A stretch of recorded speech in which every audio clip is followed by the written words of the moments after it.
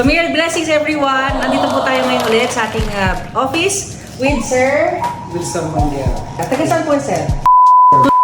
Kapas po. Kapas, layo, di ba? Layo, So ngayon, ito ulit, unscripted. Sabay kami magbubukas ni Sir ng ating sabon para malaman ang kanyang reaction kung takaling mabango ba o mabango ang ating sabon. Yan. Oo. Mamanggod na. Mabango, Sir?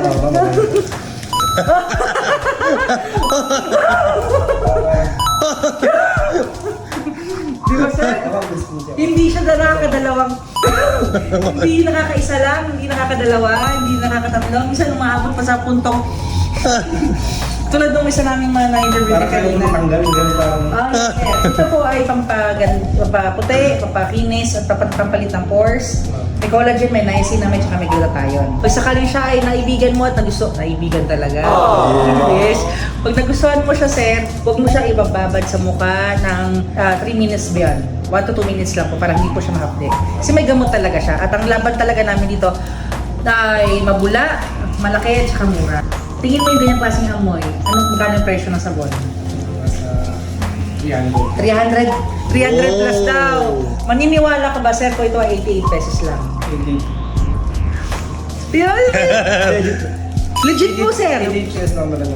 Tumaba pa ako ng 3 times. Mabango? Nakailang singot ka na.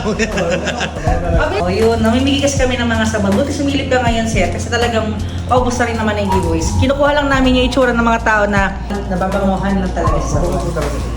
Okay, thank you, Sir Wilson. Thank you so much. Thank you. Thank you. So, isa na naman po ang ating nabigyan ng, ng ating sabon na talaga naman nagulat. Pangalawang beses ngayon naman na mabango talaga ang sabon natin. At nagulat din sa presyo dahil sobrang mura talaga. SRP na yun na 88, di ba?